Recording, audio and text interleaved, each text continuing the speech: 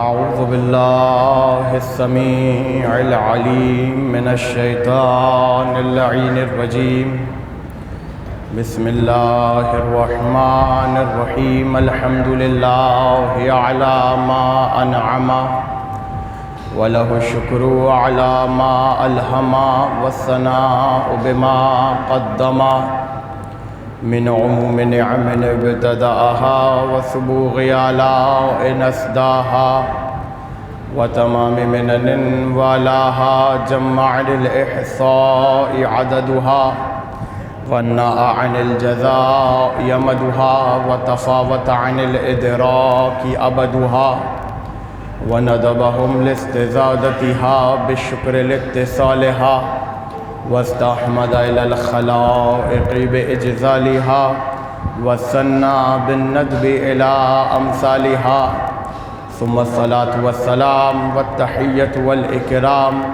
على صاحب السكينة والمدفون بالمدينة والمنصور المؤيد الذي اسمه في السماوات أحمد وفي الأرضين أبو القاسم محمد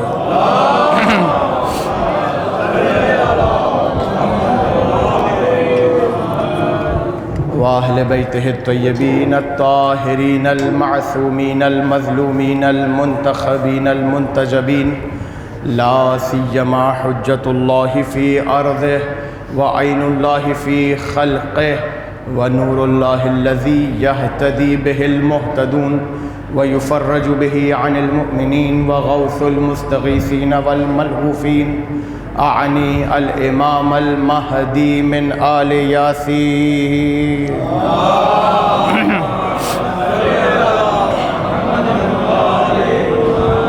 واللعنة الدائمة المستمرة على أعدائهم والمقصرين في فضائلهم والشاكين في أمورهم أجمعين من الآن إلى قيام يوم الدين. ما بعد فقد قال الله في محكم كتابه المبين بسم الله الرحمن الرحيم وأن هذا صراطي مستقيما فاتبعوه ولا تتبعوا السبل فتفرق بكم عن سبيله ذالکم وصاکم بہ لعلکم تتقون. صلوات.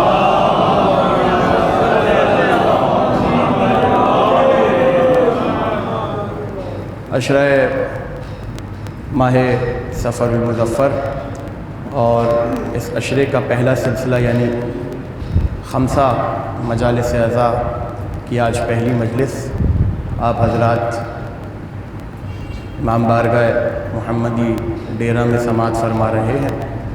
یقیناً موضوع کتبی لحاظ سے آپ حضرات کے اذان عالیہ کی طرف منتقل ہو چکا غیبت کبریٰ اور نظام عزاداری.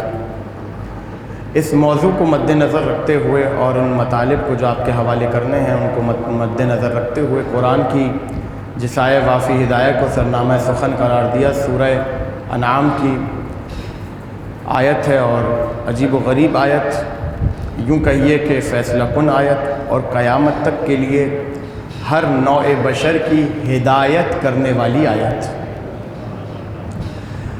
ارشاد رب العزت ہوا وَأَنَّ هَذَا صِرَاطِي مُسْتَقِيمًا. اے لوگوں بالتحقیق بے شک یہی ہمارا سیدھا رستہ ہے.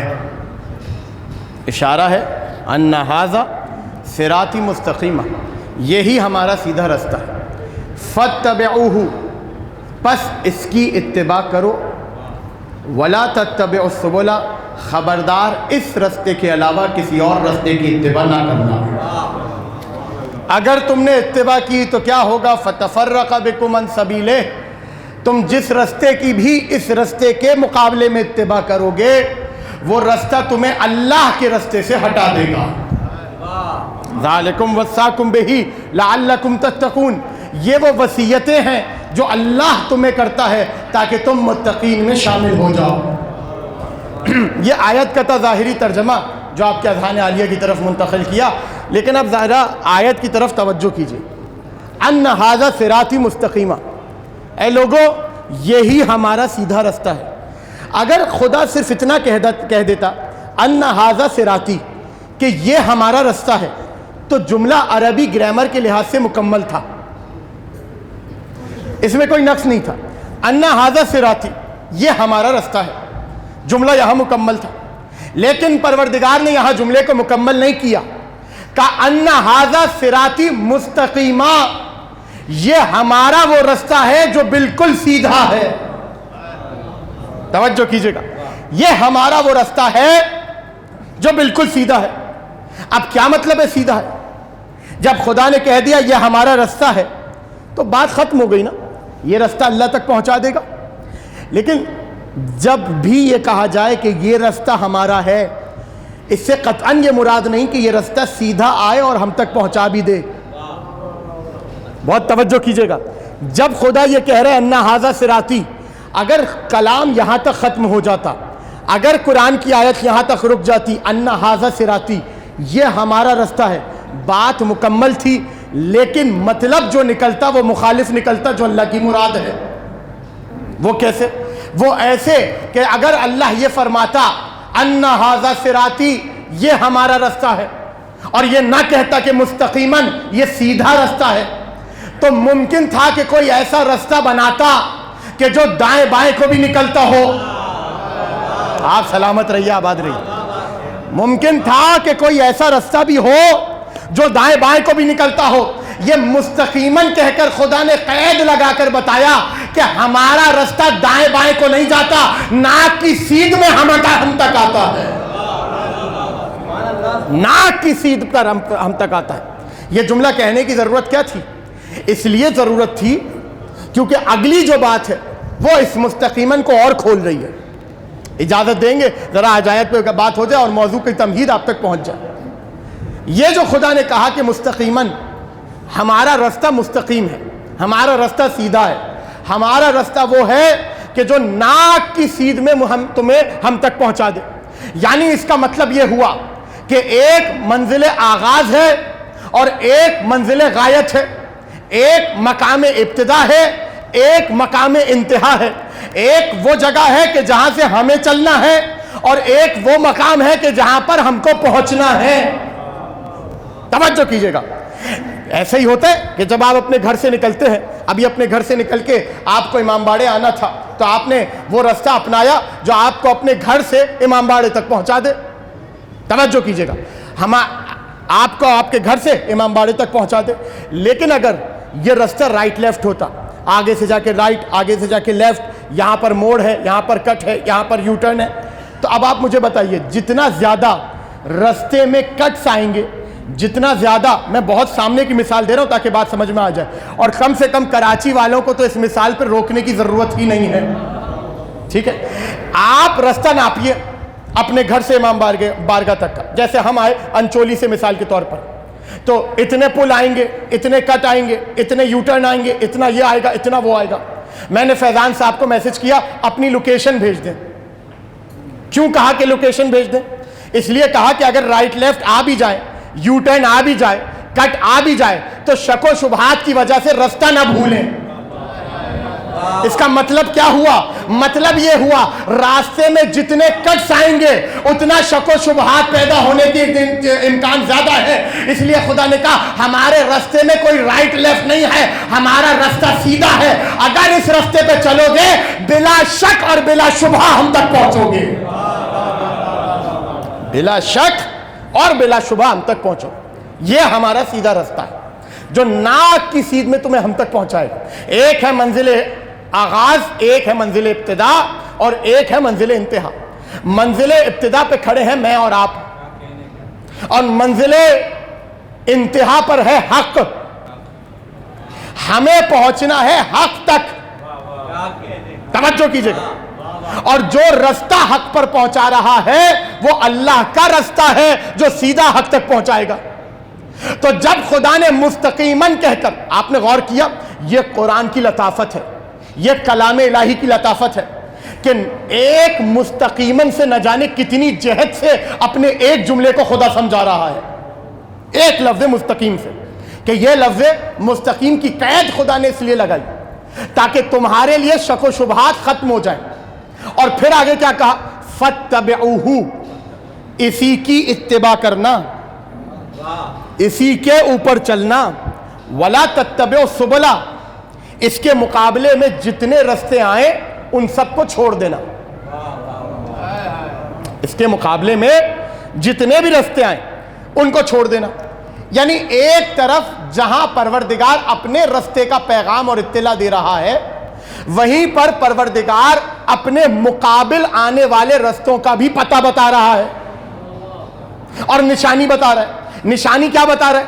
نشانی ایک لفظ میں چھپی ہے، خدا کرے کہ وہ آپ تک پہنچ جائے اور مجھے اس کی شرح کی ضرورت نہ پڑے۔ وَلَا تَتَّبِعُوا السُّبُلَ، خبردار اللہ کے رستے کے علاوہ سبل، سبل جمع ہے سبیل کی، عربی زبان میں سبل جمع ہے سبیل کی، سبیل ہے مفرد، سبل ہے جمع۔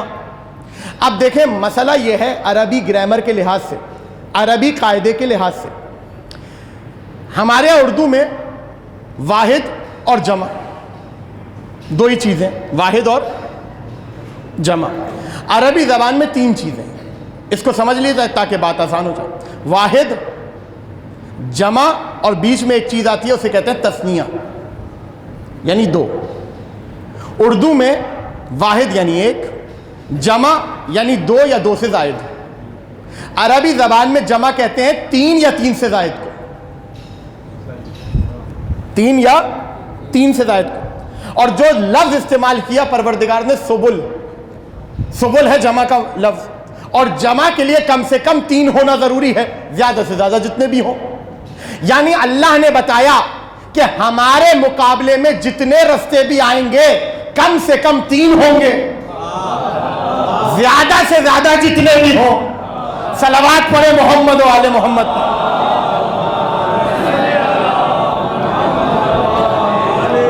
غور کیا آپ نے؟ کم سے کم تین ہوں گے، زیادہ سے زیادہ جتنے بھی ہوں۔ وہ تمام رستے وہ ہیں جو اللہ کے مقابلے میں آئے۔ اب اس آیت کو ابھی یہاں پر روک رہا ہوں، اس آیت کو، صرف اس ٹکڑے کو، کیا ٹکڑا ہے؟ کہ یہ ہمارا رستہ ہے اور سیدھا رستہ ہے۔ فَاتَّبِعُوهُ، اسی کی اتباع کرو، وَلَا تَتَّبِعُوا السُّبُلَ، اس کے علاوہ کوئی بھی رستہ اس کے مقابلے میں آ جائے اس کی اتباع مت کرنا۔ اچھا کر لیا تو کیا ہوگا؟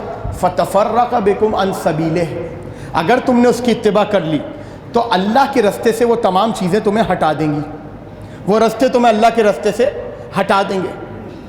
کیوں خدا نے یہ کہا کہ اس کے علاوہ کسی کی اتباع نہیں کرنا؟ اس کا مطلب یہ ہوا کہ جتنے بھی رستے بنیں گے اللہ کے مقابلے میں وہ اللہ ہی کے نام پر بنائے جائیں گے۔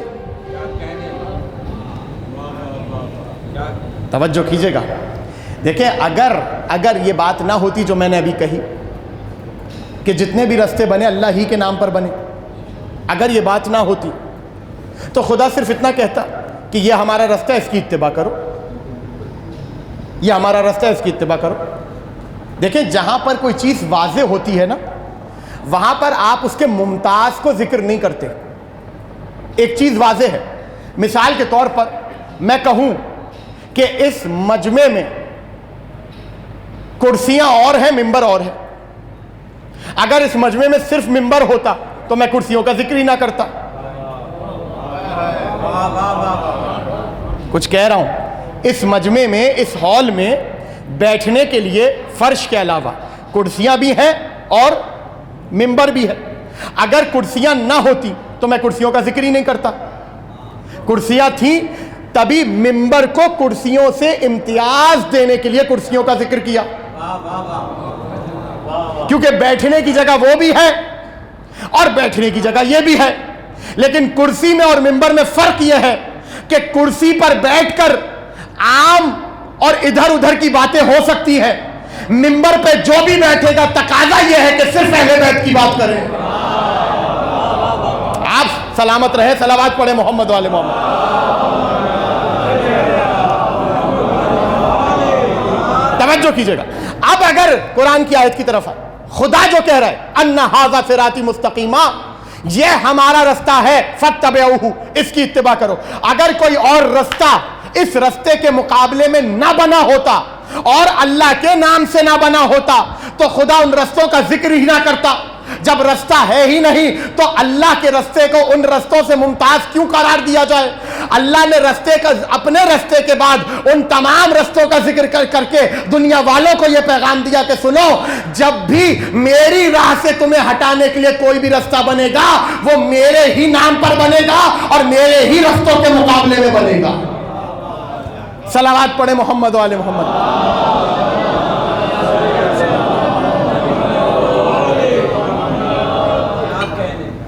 بات واضح ہوئی؟ اس طرح آیت کو ذرا پڑھا کیجئے، بزرگوں سے نہیں جوانوں سے کہہ رہا ہوں۔ یہ ہمارا سیدھا رستہ ہے، اس کی اتباع کرو، اس کے علاوہ کسی کی اتباع نہ کرو۔ اگر کیا تو کیا ہوگا؟ فَتَفَرَّقَ بِكُمْ عَنْ سَبِيلِهِ، وہ رستے تمہیں اللہ کے رستے سے بہکا دیں گے، بھٹکا دیں گے، ادھر ادھر لے جائیں گے، اللہ تک لے کے نہیں جائیں گے۔ رستہ ایک ہی ہے جو اللہ تک لے کے جائے گا۔ اب سوال یہ پیدا ہوتا ہے کہ اب رستے تو بہت ہیں اور ہر رستے کے دروازے پر اللہ لکھا ہوا ہے۔ تھوڑا سا بیدار ہو، ہر رستے کے دروازے پر بسم اللہ لکھی ہوئی ہے، ہر رستے کے دروازے پر لا الہ الا اللہ محمد الرسول اللہ لکھا ہوا ہے۔ ہم کیسے پہچانے ان میں سے اللہ کا کون سا ہے اور جو اللہ کے مقابلے میں بنا وہ کون سا ہے؟ توجہ کیجئے گا۔ تو نبی نے ایک حدیث ارشاد فرمائی کہ جو اہل سنت اور اہل تشیع سب نے لکھی، اور یہ وہ حدیث ہے کہ جسے اختلاف الفاظ کے ساتھ بھی نقل کیا گیا۔ اور وہ حدیث کیا ہے؟ میں ایک ٹکڑا پڑھوں گا، آپ آگے پہنچ جائیں گے۔ انی تارکن فیکم الثقلین، میں تمہارے درمیان دو گرا قدر اور برابر کی چیزیں چھوڑ کر جا رہا ہوں، کتاب اللہ و عترتی اہل بیتی۔ یہاں تک تو سب نے سنی ہے، اور یہ وہ بیچاری غریب حدیث ہے کہ جسے اتنا ہی پڑھا جاتا ہے اور کہا جاتا ہے کہ یہ حدیث ثقلین ہے، لیکن حدیث ثقلین یہاں رکتی نہیں ہے، اس کے آگے بھی جاتی ہے۔ 3 جملے ہیں اور ان 3 جملوں پر مشتمل ایک حدیث ہے جسے حدیث ثقلین کہتے ہیں۔ اجازت ہے حدیث کو مکمل کروں؟ اور یہ حدیث مربوط ہے اس آیت کے ساتھ، اور عجیب و غریب اور سنجیدگی کے ساتھ مربوط ہے، ذرا دیکھیے گا۔ انی تارکن فیکم الثقلین، میں تمہارے درمیان 2 برابر کی گرا قدر چیزیں چھوڑ کر جا رہا ہوں، ایک قرآن اور ایک میری اطرت، میرے اہل بیت۔ یہاں تک ایک جملہ، ما ان تمسکتم بہما لن تضلوا بعدی، جو ان دونوں سے متمسک ہو گیا میرے بعد کبھی نہیں بھٹکے گا۔ میرے بعد کبھی، دیکھیں بعض اوقات ہم لوگ، اب بات آ گئی ہے تو عرض کرتا ہوا بڑھوں، بعض اوقات کچھ سوشل میڈیا پر، ٹیلی ویژن پر بہت سے ایسے اعتراضات شیعہ مذہب پر ایسے ہوتے ہیں کہ ہم ان کے جوابات کے لیے کتابوں کو کھنگال دیتے ہیں، اور بعض اوقات ان کا جواب ایک ہی حدیث میں ہوتا ہے اور جو بالکل سامنے کی ہوتی ہے، بالکل سامنے کی۔ حدیث ثقلین سامنے کی ہے یا نہیں ہے؟ کون شیعہ یا سنی ایسا ہے جو اس حدیث کا انکار کر دے؟ یعنی یوں سمجھیے کہ جنہوں نے بڑی بڑی اور مسلم اور واضح اور سامنے کی حدیثوں کا انکار کیا وہ بھی حدیث ثقلین کا انکار نہیں کر سکے۔ ہاں وہ اور بات ہے کہ انہوں نے حدیث ثقلین میں بھی وہی کیا آپریشن جو حدیث غدیر میں کیا تھا۔ حدیث غدیر میں تو یہی کیا نا، مولا کا مطلب کیا ہے؟ دوست۔ ثقلین میں انہوں نے کیا کہا؟ انی تارکم فیکم الثقلین کتاب اللہ و سنتی، اللہ کی کتاب اور میری سنت چلے۔ لیکن یہ بھی وہ ہے کہ جو بہت شاذ ہے، اکثریت نے جو لکھا وہ یہی لکھا کتاب اللہ و عترتی اہل بیتی، یہاں تک حدیث سب نے لکھی ہے۔ اب حدیث آگے بڑھی، ما ان تمسکتم بہما لن تضلوا بعدی، جو ان دونوں سے متمسک ہوا میرے بعد کبھی نہیں بھٹکے گا۔ اب اگر بزرگ اجازت دیں تو ان کی اجازت کے ساتھ عربی زبان کے حوالے سے اور گرامر کے حوالے سے ایک تصرف ہے جو کرنا چاہتا ہوں۔ یہ جو لفظ ہے نا تزلو، تے کے اوپر زبر کے ساتھ، تزلو، اس کو 2 طریقے سے پڑھا جا سکتا ہے، ایک ہے تزلو اور ایک ہے تزلو، تے کے اوپر پیش کے ساتھ۔ آپ نے سنا ہی ہے کہ عربی زبان میں ذرا سی حرکت ادھر ادھر ہو جائے معنی تبدیل ہو جاتا ہے. یہاں پر بھی وہی کام ہو رہا ہے. تزلو یعنی بہکے گا نہیں, لن تزلو یعنی میرے بعد کبھی بہکے گا نہیں, اور لن تزلو جملہ اٹھائیے گا, جملہ آپ کے حوالے کر رہا ہوں, بزرگ تو فوراً سمجھ جائیں گے, نوجوانوں کی توجہ چاہتا ہوں. لن تزلو میرے بعد کبھی بہکے گا نہیں, لن تزلو میرے بعد کبھی بہکائے گا نہیں. دو طریقے سے اس جملے کو, حدیث کو پڑھا جا سکتا ہے. پہلا, لن تزلو میرے بعد کبھی بہکے گا نہیں, لن تزلو میرے بعد کبھی بہکائے گا نہیں. یعنی رسول نے بتایا کہ جو قرآن اور حدیث کو, قرآن اور اہل بیت کو تھام لے, نہ خود بہکے گا نہ کسی اور کو بہکا پائے گا.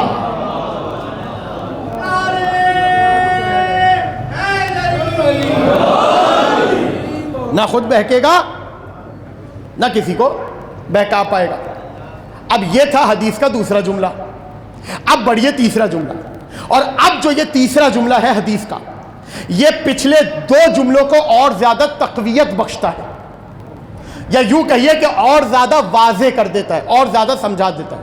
سوال پیدا ہوا, رسول نے فرمایا انی تارکن فیکم الثقلین کتاب اللہ و عطرتی اہل بیتی, جو میں تمہارے درمیان دو برابر کی چیزیں چھوڑ کے جا رہا ہوں, ایک قرآن اور ایک میرے اہل بیت. جو ان دونوں سے ما ان تمسکتم بہما لن تضلوا بعدی, یا لن تضلوا بعدی, جو ان دونوں سے متمسک رہا نہ بہکے گا میرے بعد, نہ کبھی کسی کو بہکائے گا. ٹھیک ہے. اب سوال یہ پیدا ہو, کیوں ایسا کیا طلسم ہے ان دونوں چیزوں میں, ان ثقلین میں, کہ نہ میرے بعد کبھی بہکے گا نہ میرے بعد کبھی بہکائے گا, جو ان دونوں سے متمسک رہا. تو رسول نے فرمایا فَإِنَّهُمَا لَن يَفْتَرِقَا حَتَّى يَرِدَ عَلَيَّ الْحَوْض, اس لیے کہ یہ دونوں ایک دوسرے سے کبھی جدا نہیں ہوں گے یہاں تک کہ حوض کوثر پر آ کر مجھ سے ملیں گے. یہ ہے حدیث, یہ ہے مکمل حدیث. تو تین جملے ہو گئے. پہلا جملہ, اب میرے ساتھ بولیں گے جوان, بزرگوں سے نہیں کہہ رہا, بزرگوں سے دعائیں لوں گا, ان کو سبق سنا رہا ہوں, جوان میری طرف توجہ کریں. تو تین جملے ہو گئے. پہلا جملہ کیا ہے کہ میں تمہارے درمیان دو چیزیں چھوڑ کر جا رہا ہوں برابر کی. کون سی؟ کتاب, اللہ کی کتاب اور میرے اہل بیت. ما ان تمسکتم بہما لن تضلوا یا لن تضلوا بعدی, جو ان دونوں سے متمسک ہوا یا رہا وہ میرے بعد کبھی بہکے گا نہیں اور بہکائے گا نہیں. اب تیسرا جملہ, یہ دونوں ایک دوسرے سے ایسے جڑے ہوئے ہیں, ایسے متصل ہیں کہ ان میں کبھی جدائی نہیں ہوگی یہاں تک کہ حوض کوثر پر آ کر مجھ سے ملیں گے.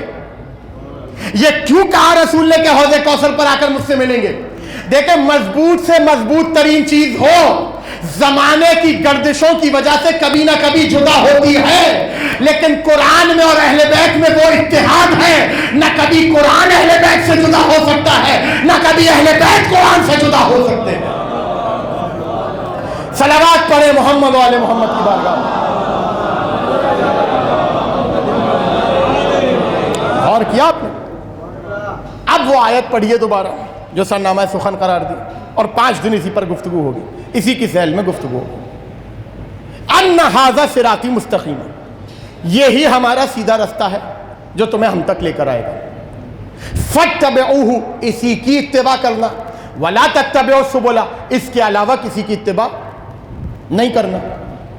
اب آگے کیا فرمایا؟ فتفرق بکم عن سبیلہ, اگر اس کے علاوہ کسی رستے کی اتباع کی تو اللہ کے رستے سے وہ ہٹا دے گی, وہ رستے تمہیں اللہ کے رستے سے ہٹا دیں گے. ذالکم وصاکم بہ لعلکم تتقون, خدا یہ وصیتیں تمہیں اس لیے کرتا ہے تاکہ تم شاید متقیوں میں شامل ہو جاؤ. اب اس آیت کے بعد اس حدیث کو پڑھیے اور نتیجے تک پہنچیے. بس نتیجہ آپ کے حوالے کروں گا اور موضوع کو کھول دوں گا. نتیجہ کیا نکلے گا اس حدیث اور اس آیت کے بعد؟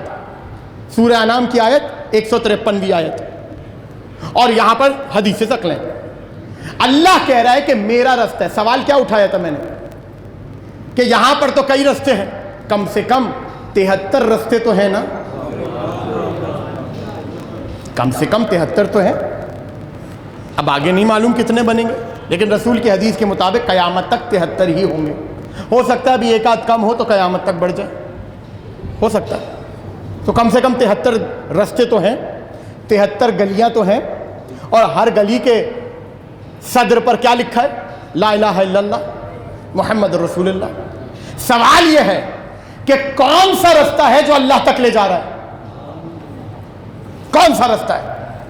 یقیناً جو بھی رستہ ہوگا وہ وہی رستہ ہوگا جو رسول اپنے بعد چھوڑ کر جا رہے ہیں، یا جس پر رسول نے چلنے کا حکم دیا. توجہ، جس پر رسول نے چلنے کا حکم دیا یہ رستہ وہی ہوگا. توجہ کیجئے گا. تو اب ایک ہی رستہ ہے جو رسول اپنے بعد چھوڑ کر گئے ہیں. آسان کروں بات تاکہ جوانوں کے سمجھ میں آئے. یہ جو رسول نے جملہ کہا کہ میرے بعد 73 ہوں گے، 73 فرقے ہوں گے، جنت میں ایک جائے گا. اہل سنت اہل تشیع سب کے ہیں نا یہ حدیث، آپ بہتر واقف ہیں.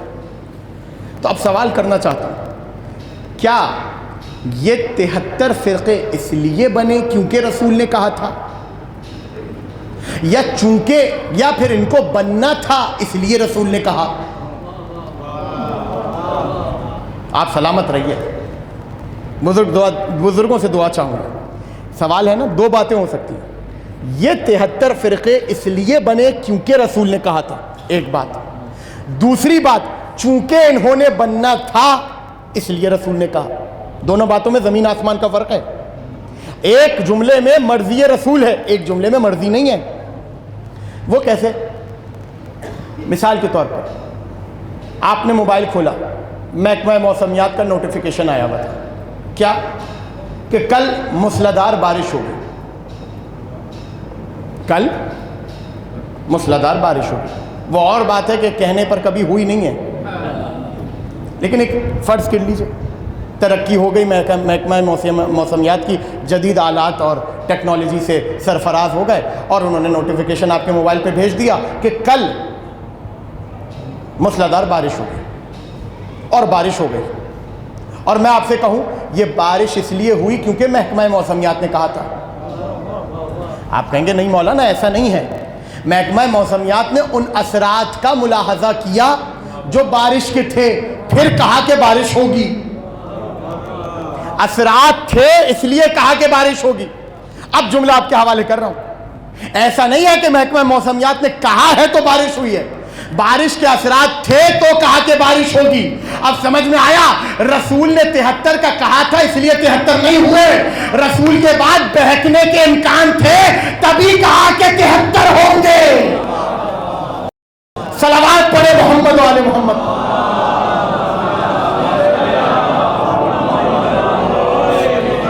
بہکنے کے امکانات تھے، پھٹکنے کے امکانات تھے، تبھی تو کہا کہ 73 ہوں گے، 72 ہوں گے، ایک جنت میں جائے گا. تب وہ کون سا رستہ ہے جو اللہ تک پہنچا رہا ہے؟ وہ رستہ وہی ہوگا جو رسول چھوڑ کر جا رہے ہیں. انی تارکن فیکم الثقلین، میں تمہارے درمیان دو گراں قدر برابر کی ہم پلہ چیزیں چھوڑ کر جا رہا ہوں. ایک اللہ کی کتاب قرآن مجید، اور ایک اہل بیت. ان دونوں سے متمسک تمہیں اور مجھے رہنا ہے. توجہ، ان دونوں سے متمسک ہر انسان کو رہنا ہے. کیوں متمسک رہنا ہے؟ کیونکہ یہ رسول تک ویسے پہنچیں گے جیسے آج ہیں، یعنی ان کے درمیان کوئی نہ کوئی جدائی نہیں ہے، کوئی جدائی نہیں ہے. یہ رسول تک ایسے ہی پہنچیں گے. تو اب آپ سے سوال کروں کہ رسول تو اپنے بعد ایک ہی رستہ چھوڑ کر گئے، وہ تھا قرآن و اہل بیت کا رستہ. اور آج 1400 سال پہلے سے آج تک ہر صدی کو، سال کو، مہینے کو، دن کو اٹھا کر دیکھ لیجئے، جو اس رستے پہ رہا وہ اصل پر ہے. توجہ کیجئے گا. دیکھیں ایک خاکہ آپ کے ذہن میں بنا چکا ہوں. آپ اپنے گھر سے نکلے اللہ کی طرف جانے کے لیے، 73 رستے آپ کو نظر آ گئے.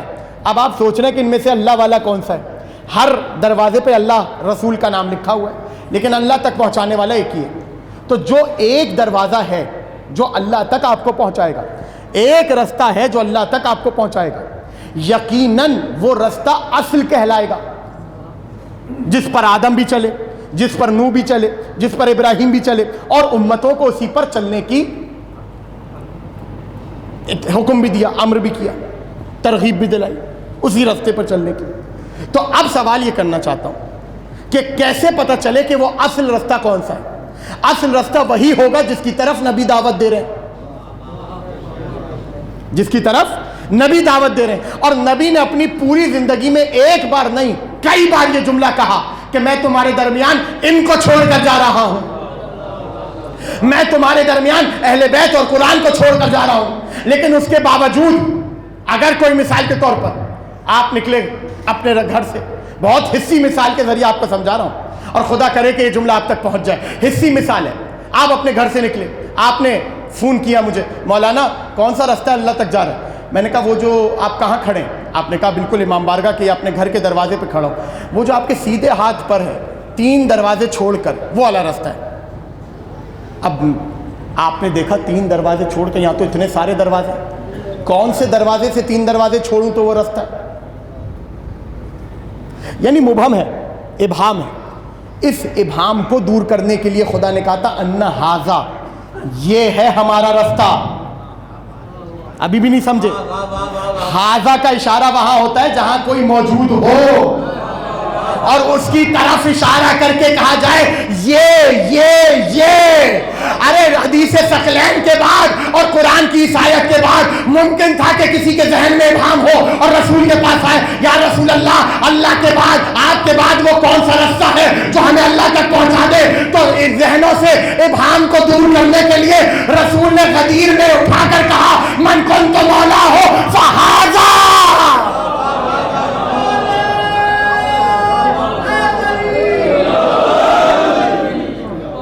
من تو مولا ہو فہذا علی مولا، یہ ہے وہ راستہ جو تمہیں اللہ تک پہنچائے گا. اب اس ھذا کے بعد کسی قسم کی شک اور شبہے کی کوئی گنجائش نہیں رہتی. اور اب اگر کوئی اس شک و شبہے کے بعد بھی ان رستوں پر چلے جو ھذا کو دکھانے کے بعد بھی واضح نہ ہو سکے لوگوں کے لیے، تو کتنی بڑی بدبختی ہوگی یہ کہ انسان ھذا کے اشارے کے بعد، یعنی ھذا کے بعد تو کوئی شک اور شبہے کی گنجائش ہی نہیں ہے نا. جب اشارہ کر دیا علی کی طرف، جب کہہ دیا کہ یہ علی ہے راستہ جو اللہ کی طرف پہنچا رہے ہیں، تو اب کسی شک اور شبہے کی گنجائش باقی نہیں رہ گئی. لہذا اسلام پورا کا پورا آدم سے لے کر خاتم تک اور خاتم سے لے کر امام حسن عسکری علیہ الصلاۃ والسلام تک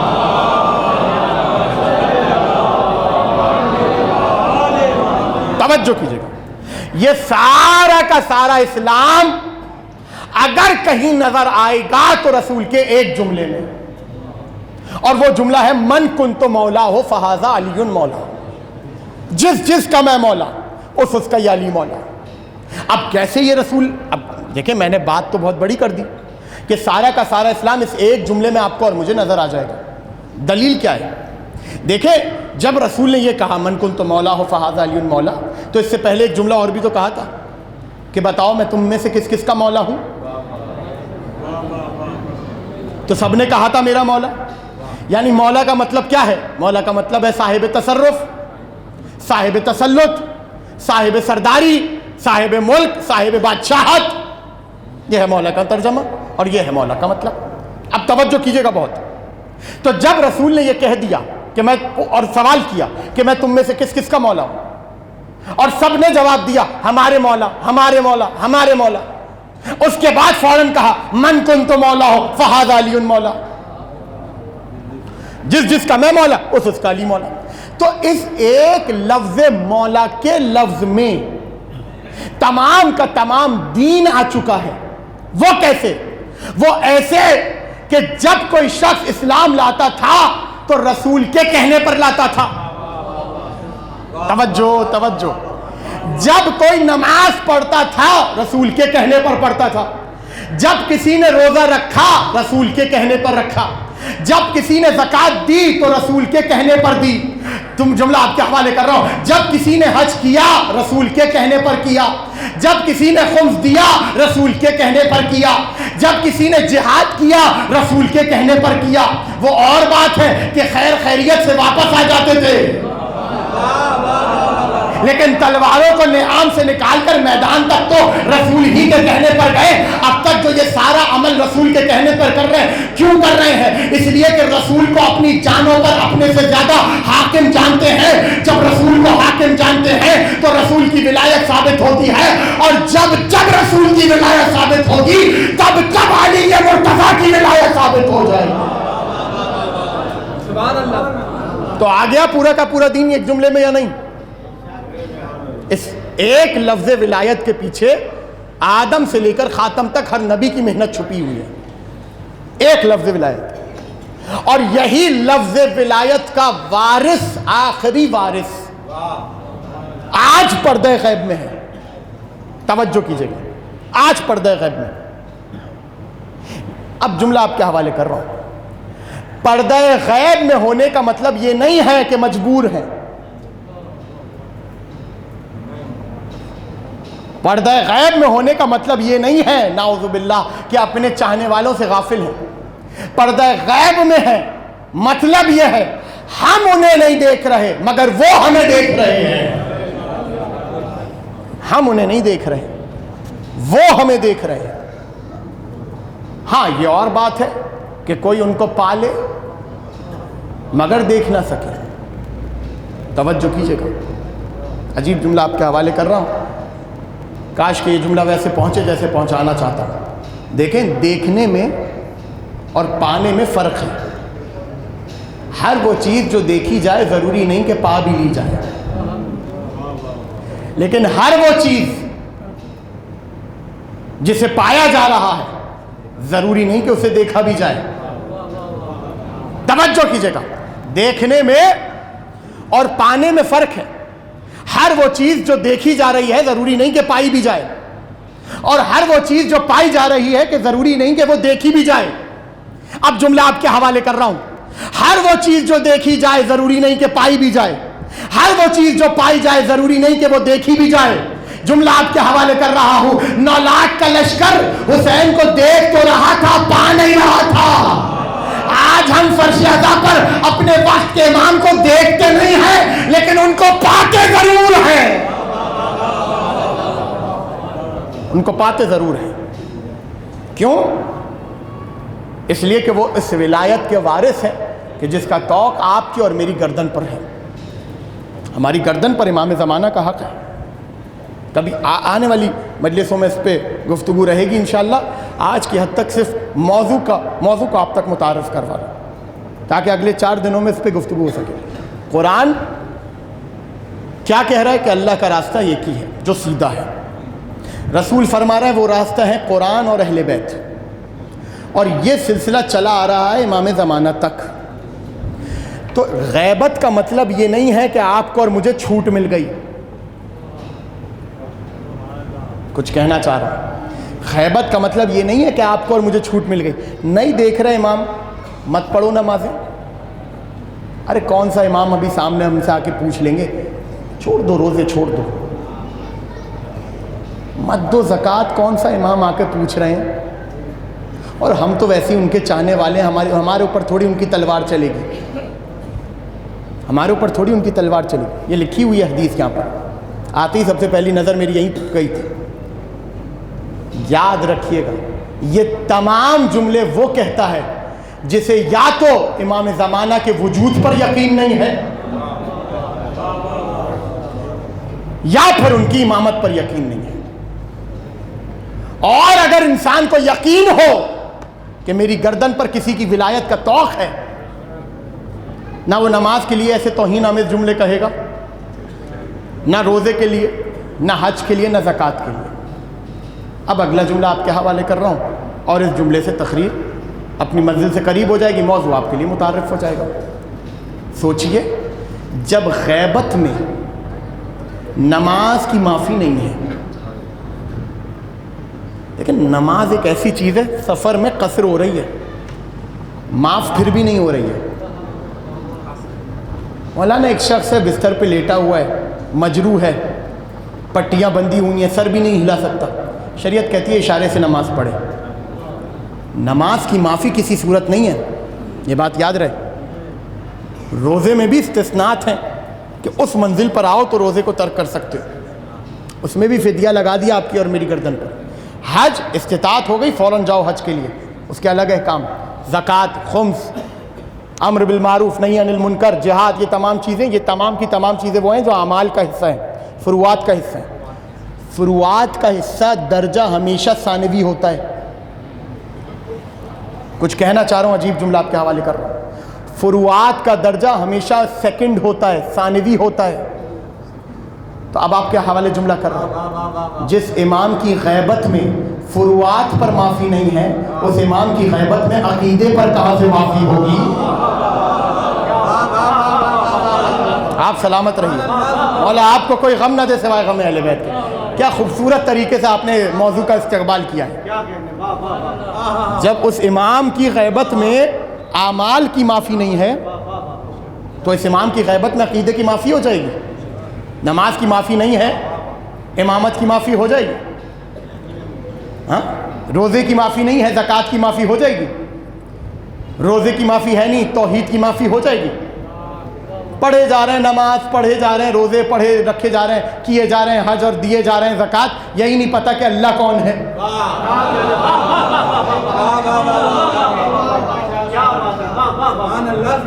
بتائیے فائدہ ہے عمل کا.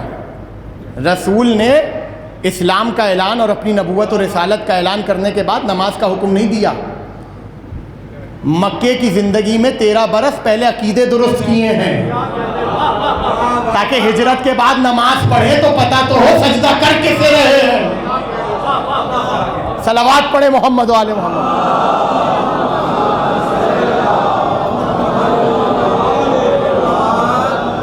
عقیدہ پہلی منزل پر ہے. آیت اللہ وحید خراسانی حفظہ اللہ, ان کا یہ جملہ ہے. وہ کہتے ہیں کہ فقہ کسے کہتے ہیں؟ فقہ کہتے ہیں سوجھ بوجھ کو, سمجھداری کو, سوچنے کو. فقہ جب اسلام میں آتی ہے تو فقہ ایک شرعی ٹرمینالوجی ہے, ایک اسلامی ٹرمینالوجی ہے فقہ. وہ کہتے ہیں فقہ دوسری دو قسم کی ہوتی ہے, ایک ہے فقہ اصغر اور ایک ہے فقہ اکبر. فقہ اصغر ہے فروعات دین, فقہ اکبر ہے اصول دین. اور کتنی بڑی بدبختی ہے کہ ہم نے سارا زور فقہ اصغر پہ لگا دیا اور فقہ اکبر کو دیکھا بھی نہیں. یہ ان کا جملہ ہے. خدا ان کے وجود کو ہمارے سروں پر سلامت رکھے.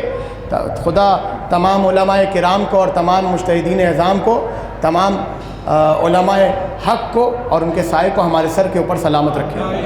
خدا کی قسم بعض اوقات حدیثوں کی ایسی گتھیاں ہوتی ہیں جو کسی عالم کے جملے سے سمجھ میں آ جاتی ہیں, اس لیے کہ اس عالم کے اوپر آل محمد کی خاص عطا ہوتی ہے. بعض اوقات ایسی گتھیاں ہوتی ہیں. انشاءاللہ گفتگو رہے گی آگے آنے والی مجالس میں, لیکن ایک بات ہمیشہ یاد رکھیے گا, نماز کی معافی بالکل نہیں ہے, روزے کی معافی نہیں ہے, حج کی. یہاں تک حدیث ہے لا تنال شفاعتنا الا من استخف بصلاتہ. ذرا سا جھنجھوڑوں میں جوانوں کو یہاں پر اجازت ہے. معذرت بھی چاہتا ہوں آپ سے کہ آج کی مجلس تھوڑی سی تاخیر سے ہوئی. کل انشاءاللہ ٹھیک 9:30 بجے یہ حقیر آپ سے خطاب کر لے گا. آج مجلس کی وجہ سے اور کچھ رستے کی وجہ سے تاخیر ہو گئی تو اس کی معذرت چاہتا ہوں. کل سے انشاءاللہ گفتگو کا آغاز 9:30 بجے سے ہو جائے گا. اس سے پہلے آپ دیگر عبادتیں انجام دیں گے. لیکن آج کی حد تک اتنا بیان ضرور کرنا چاہوں گا, نماز کی معافی نہیں ہے, بالکل کوئی معافی نہیں ہے. روزے کی معافی نہیں ہے, حج کی معافی نہیں. مجھے تعجب ہوتا ہے ان لوگوں پر جو یہ کہتے ہیں کہ نماز ہمارے لیے نہیں ہے. کیوں نہیں ہے بھائی؟ ہم اہل بیت کے چاہنے والے, ہمارے لیے نماز نہیں ہے. اچھا, اہل بیت جو اتنا نماز کا طریقہ بتا رہے ہیں وہ کیا اپنے دشمنوں کے لیے بتا رہے ہیں؟ روزہ ہمارے لیے نہیں. اچھا, مولا علی نے رکھ دیا روزہ, مولا علی نے پڑھ لی نماز, وہ نماز مولا علی کے لیے ہے, ہمارے لیے نہیں ہے. اچھا, مولا علی کے لیے نماز ہے اور کیا کہا؟ مولا علی کے لیے نماز ہے, ہمارے لیے نہیں ہے. اچھا, جو چیز میرے لیے خاص ہو میں وہ اپنے تک رکھوں گا, اسے انجام دوں گا, ختم ہو گئی بات. آپ کو میں طریقہ تو نہیں بتاؤں گا نا کہ کیسے کرنا ہے. آل محمد اگر طریقہ بتا رہے ہیں تو اس کا مطلب یہ ہے کہ وہ چیز آپ پر بھی واجب ہے، ہم پر بھی واجب ہے. لہذا امام کی حدیث ہے لا تنال شفاعتنا الا من استخف بصلاته، ہماری شفاعت ہرگز اس تک نہیں پہنچے گی جو اپنی نماز کو حقیر جانے. اپنی نماز کو. یہاں وہ لوگ بھی نہیں بچ پائے جو یہ کہتے ہیں نہیں ہم نماز کا انکار نہیں کر رہے، نماز تو دین کا رکن ہے، ہم نہیں پڑھ رہے، ہمیں ضرورت نہیں ہے. امام نے فرمایا کون ہے شخص، عمل کو خفیف کون جانتا ہے؟ توجہ کیجئے گا، بہت اہم مرحلہ آپ کے حوالے کروں. کوئی بڑے سے بڑا مائیکلال یہ کہہ سکتا ہے کہ رسول کی نماز معاذ اللہ نعوذ باللہ نقل کفر نباشت حقیر ہے؟ کوئی نہیں کہہ سکتا. ہر کوئی جب بھی کوئی انگلی اٹھائے گا یا خفیف جانے گا اپنی نماز اور اپنے عمل کو جانے گا. میں نعوذ باللہ اگر نماز کا چور ہوں تو میں اپنی نماز کا چور ہوں، میں اپنی نماز کو ہلکا جان رہا ہوں. ایسا ہی ہے اپنی نماز کو. امام فرما رہے ہماری شفاعت اس تک نہیں پہنچے گی جو نماز کو نہیں، اس نماز کو جو اس کی گردن پر ہے اس کو حقیر جانے. اس کی گردن پر ہے یعنی پڑھنا لازمی ہے. اور یہاں صرف پڑھنا لازمی نہیں ہے. ایک شخص کھڑا ہوا، ایک وہ جو نماز پڑھی نہیں رہا، مولانا ٹائم نہیں مل رہا. اچھا ہم تو اس حدیث میں نہیں آئیں گے نا. ہاں نہیں آپ تو بالکل بھی نہیں آئیں گے، آپ کو ٹائم نہیں مل رہا بھائی، ورنہ ٹائم ملتا تو آپ پڑھتے. یہ بتائیے کہ صبح اچانک آفس چھوڑ کر آپ کو صدر کیوں جانا پڑا؟ مولانا وہ کام تھا ایک ضروری، وہ اگر نہیں ہوتا تو پھر مسئلہ ہو جاتا. اچھا آپ اپنا آفس چھوڑ کر، اپنا ڈیلی روٹین چھوڑ کر، اپنی مصروفیات چھوڑ کر اس کام کے لیے گئے، کیوں؟ آپ نے اسے ضروری سمجھا. اگر نماز کو ضروری سمجھا ہوتا تو یہ جملہ نہیں کہتے کہ مجھے ٹائم نہیں ملا. توجہ کیا آپ نے؟ یہ جملہ تو آپ نہ کہتے. دیکھیں نماز کیا ہے، پہلے تو اس کو سمجھیے. توجہ کیجیے گا، نماز آل محمد کی طرف سے ہماری گردن پر ڈالا ہوا حق ہے.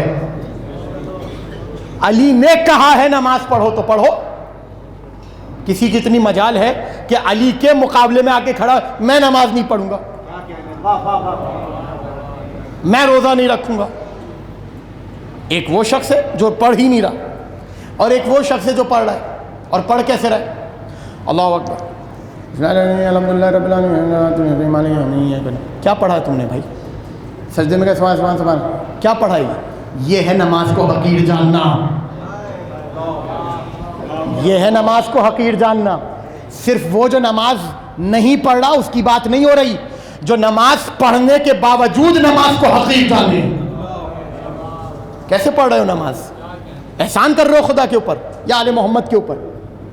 نماز پڑھو خشوع و خضوع کے ساتھ، یہ سوچ کر نماز پڑھو تم وہ عمل انجام دے رہے ہو کہ جس عمل میں علی نے کسی کی مشکل کشائی کی تھی.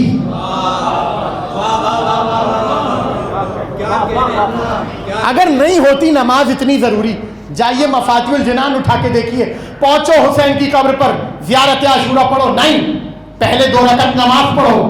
مولا نماز تو اتنی ضرورت نہیں ہے. مولا سمجھ میں آیا؟ زیارت عاشورہ جیسا مستحب عمل بھی امام نماز کے بغیر تعلیم نہیں کر رہے. توجہ کیجیے گا، یہ مرحلہ کیوں چھیڑا آج کی گفتگو میں؟ اس لیے چھیڑا ہے کہ جو مذہب، جو مکتب عمل پر کمپرومائز کرنے کو تیار نہیں ہے، وہ علی کی امامت پر اور ولایت پر کیا کمپرومائز کرے گا؟ دیکھیں بات برابر سے ہوتی ہے جب بھی ہوتی ہے. کوئی کہہ سکتا ہے کہ بے نمازی سے امام زمانہ راضی ہے؟ بولے سکتا کیوں چاہ گیا بھائی؟ سوچ میں کیوں پڑ گیا؟ بے نمازی سے امام زمانہ راضی ہے؟ جو نماز کو جان بوجھ کے ترک کرے اور نماز کو حقیر جانے، امام زمانہ اس سے راضی ہیں؟ اب جملہ آپ کے حوالے کر رہا ہوں. جو نماز کو حقیر جانے جب اس سے امام زمانہ راضی نہیں ہے، تو جن کی وجہ سے نماز ہے، اگر کوئی ان کے برابر کسی کو لا کے کھڑا کرے کیا امام زمانہ اس سے راضی ہوں گے؟ غور کیجئے اس مرحلے پر.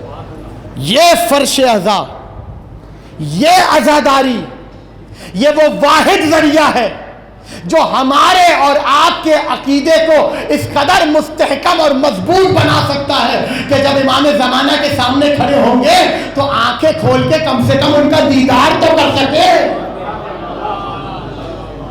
کھلی آنکھوں سے اپنے امام کا دیدار تو کر لیں. توجہ فرمائی آپ نے, اتنا ضروری ہے عقیدہ. نماز پڑھتا رہے انسان, عقیدہ ہی صحیح نہ ہو, خاک فائدہ نماز کا, خاک فائدہ روزے کا, خاک فائدہ حج کا, بس ختم ہو گئی گفتگو. یہ تمیز دے گی عزاداری, یہ تمیز دے گی کہ توحید کیا ہے, عدل کیا ہے, نبوت کیا ہے, امامت کیا ہے, رسالت کیا ہے, ولایت کیا ہے, خلافت بلا فصل کیا ہے. یہ فرش عزا ہمیں بتائے گی, یہ نظام عزاداری ہمیں بتائے گا. دیکھیں بعد کربلا شام کے دربار میں حسین کا وارث بیٹا کھڑا ہے. نماز کے بارے میں نہیں بتا رہے, خوب توجہ کیجئے اس بات پر. روزے کے بارے میں نہیں بتا رہے, حج کے بارے میں نہیں بتا رہے, زکوٰۃ کے بارے میں نہیں بتا رہے. کس چیز کے بارے میں بتا رہے ہیں؟ سنو ہمارے جد رسول خدا کون تھے, سنو ہماری جدہ سیدہ زہرا کون تھی, سنو ہمارے جد علی ابن ابی طالب کون تھے, سنو ہم اہل بیت کیا ہیں. جب یہ پتہ ہوگا کہ اہل بیت کیا ہیں تبھی تو نماز فائدہ دے گی. آپ کو سمجھ میں آیا آپ کو یہ بات؟ دشمن کا حملہ کبھی نماز پر نہیں تھا, دشمن کا حملہ کبھی روزے پر نہیں تھا, دشمن کا حملہ تھا توحید کے اوپر, دشمن کا حملہ تھا نبوت اور رسالت کے اوپر, دشمن کا حملہ تھا ولایت و امامت کے اوپر. کیوں؟ وہ جانتا ہے کہ نمازوں سے لوگوں کو بہکایا جا سکتا ہے, لیکن ایک وہ شخص جو حسین کے فرش عزا پر آ کر بیٹھ جائے وہ کبھی بھی حسین کے فیض کی وجہ سے بہک نہیں سکتا, بھٹک نہیں سکتا. یہ نظام عزاداری آپ کو اور مجھے دیکھے گئے ہیں ہمارے امام, ہمارے اور آپ کے ائمہ. کیوں؟ تاکہ اس عزاداری سے قریب ہوں اپنے وقت کے امام کے ساتھ. غیبت کبریٰ کا اب اگلا جملہ آپ کے حوالے کروں, شاید کہ یہ جملہ کسی لائق ہو تو اس پر دعائیں دے دیجیے گا مجھے. یاد رکھیے گا یوں تو ہر دور ہے, اس میں کوئی شک نہیں ہے, لیکن خاص طور پہ غیبت کبریٰ وہ زمانہ ہے جو عزاداری کا زمانہ ہے, جو عزاداری کا زمانہ ہے. اس عزاداری کے فرش سے اپنے امام سے اپنے آپ کو قریب کر. دیکھیں یوں تو حاضر و ناظر ہیں, اور بقول آیت اللہ تقی بہجت رحمۃ اللہ علیہ عجیب و غریب جملہ انہوں نے ارشاد فرمایا. میرا نہیں خیال کہ اس جملے کے بعد کوئی بات بچتی بھی ہے. انہوں نے کہا کہ تمہارے زبان سے نکلی ہوئی بات تمہارے کانوں تک نہیں پہنچتی, اس سے پہلے تمہارے وقت کا امام سن لیتا ہے. یہ کوئی ہلکا جملہ نہیں ہے. اب اس جملے کے بعد کسی چیز کی گنجائش نہیں ہے. پہلی بات کہ انسان جب بھی کچھ بولے یہ سوچ کر بولے کہ میرے وقت کا امام مجھے سن رہا ہے. آپ اور میں دور غیبت میں آزاد نہیں ہیں. خدا کی قسم جب تک ہماری ڈور اس فرش عزا سے بندھی ہوئی ہے ہم امام زمانہ سے جڑے ہوئے ہیں.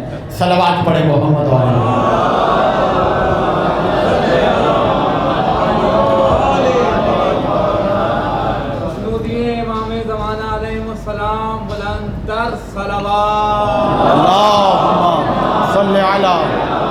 محمد و آل محمد.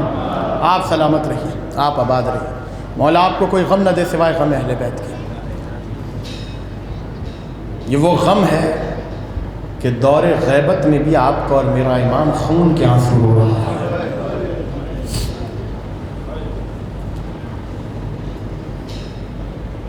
عزادارو, دنیا ایمان سے بتائے کیا رسول کا گھر اس قابل تھا کہ اسے اسیر کیا جائے؟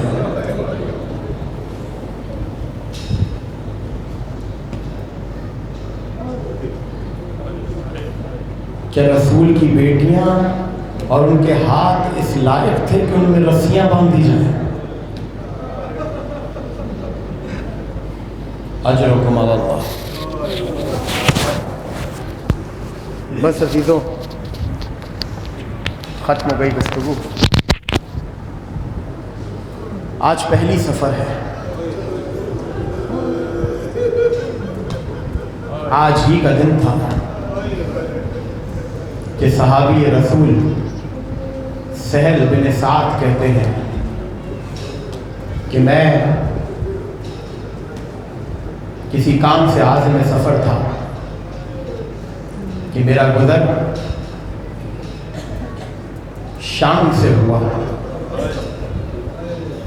और जब मैं शाम में पहुंचा तो चारों तरफ शादियाने बज रहे थे।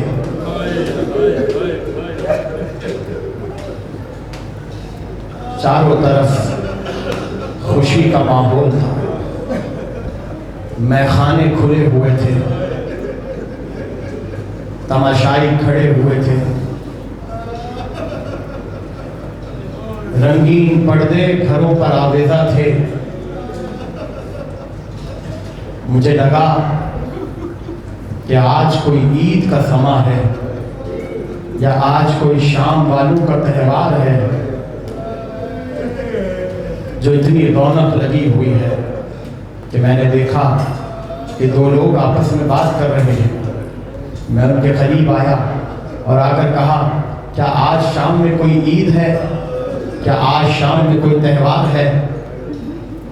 तो उन्होंने कहा नहीं। तो फिर इतनी सजावट, इतनी रौनक, ये शादियाने, ये मैखाने, इसकी क्या वजह है? कि लगता है तुम शाम के रहने वाले नहीं हो। कहाँ मैं शाम का रहने वाला नहीं हूँ, मैं सहाबी रसूल सहल बिन साद हूँ। बस ये सुनना था कि दोनों ने तज़हीक करते हुए, मजाक उड़ाते हुए कहा, सहल तो तुम्हें मालूम ही नहीं कि क्या हो गया, तुम्हें मालूम ही नहीं कि क्या हो गया। कहा नहीं, क्या हुआ? कि यजीद की हुकूमत और खिलाफत के खिलाफ किसी ने बगावत की थी, उनका सर काट कर शाम की तरफ लाया जा रहा है। उनके सर दरबार यजीद में पेश करने के लिए लाए जा रहे हैं। सहल बिन साद कहता है, जैसे ये मैंने सुना मुझे बड़ा ताज्जुब हुआ कि आज तक तो रसूल की उम्मत में ये चीज़ जायज़ करार न थी।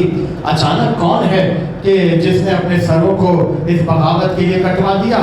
एक मर्तबा कहता है सहल बिन साद कि अभी गुफ्तगू हो ही रही थी कि एक मर्तबा मैंने देखा कि शाम के दरवाजे से मट्टी उड़ना शुरू हुई है। कोई काफिला है कि जिनके हाथों में नेज़े हैं और नेज़ों पे कुछ सर हैं जो लगे हुए हैं। इतने में सहल कहता है, जरा मुझे बताओ तो कि ये साले वाला सर किसका है? तो वो रोक के कहने लगे, सहल क्या तू नहीं जानता ये सर किसका है? कहा नहीं, ये धूल की वजह से, मट्टी की वजह से, आलूद होने की वजह से मैं पहचान नहीं पा रहा ये सर किसका है। तो एक मर्तबा कहने लगे, अरे ये हुसैन का सर है। बस ये कहना था। सहल ने कहा, किस हुसैन की बात कर रहे हो? कहा हम हुसैन बिन फातिमा की बात कर। अजरुकुम अला साहिब ज़मान। सहल कहता है, बस ये सुनना था। एक बार मेरा जिगर फटने के करीब आ गया। अरे आंखों से आंसू जारी हुए, सर से अमामे को फेंक कर कहने लगा, हाय हुसैन को कत्ल कर दिया गया। कहते हैं अभी हुसैन का सर आगे बढ़ा था कि एक और जवान का सर आगे आया। सहल ने कहा, ये किसका सर है? कहा ये अब्बास इब्न अली का सर है। अरे सर और आगे बढ़े तो छोटे छोटे सर नजर आए। सहल ने कहा, ये किसके सर है? ये अब्दुल्ला के बेटों के सर है, ये और मोहम्मद के सर है। अरे सर और आगे बढ़े। सहल कहता है, मैंने देखा एक चौधरी के चांद की तरह एक सर था जो नेज़े पे चमक रहा था। मैंने कहा, ये किस जवान का सर है? कहा ये हुसैन के कड़ियल जवान अली अकबर का सर। सहल कहते हैं, बस सरों को देखा था कि मेरा जिगर फटने के करीब था। मैंने इससे बढ़कर कोई उम्मीद न की थी, मैंने इससे बढ़कर कोई तवक्को न रखी थी कि एक मर्तबा मैंने देखा दोबारा मच्छी उड़ना शुरू हुई। कुछ बेकजावा ऊंट थे, उनके ऊपर कुछ बीबियां थी। बस ये देखना था। सहल कहता, मैंने पूछा ये बीबियां कौन है? कहा ये बेटे अली ज़ैनब है, ये बिन्ते ज़हरा उम्मे कुलसूम है, ये रसूल की बेटियों की सवारियां हैं।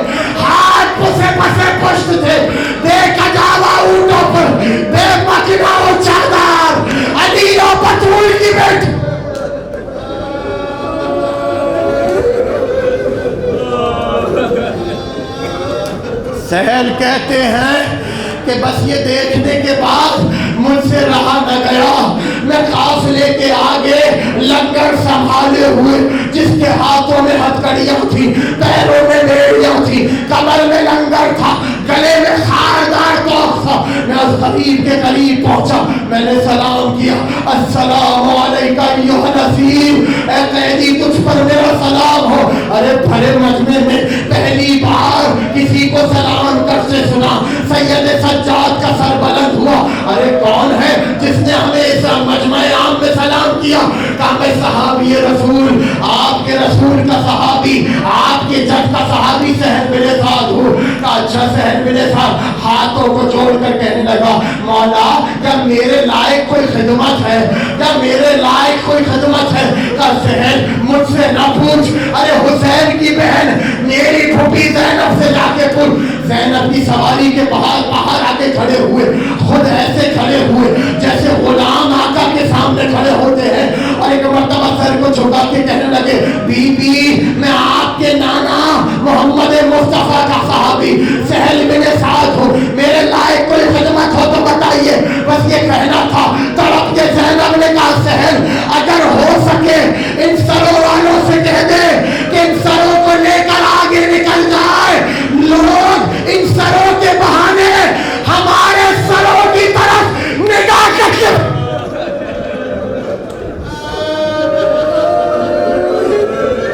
علی لعنت اللہ علی القوم الظالمین وسيعلم الذين ظلموا أي منقلب ينقلبون۔ اللهم ارزقنا في الدنيا زيارة الحسين وفي الآخرة شفاعة الحسين، اللهم اكتبنا من زوار الحسين واجعلنا من باقين في عزاء الحسين، اللهم اشرنا تحت لواء الحسين، اللهم اشرنا في ثمرة الحسين، اللهم ادخلنا الجنة من باب الحسين برحمتك يا أرحم الراحمين۔ ماتم حسين۔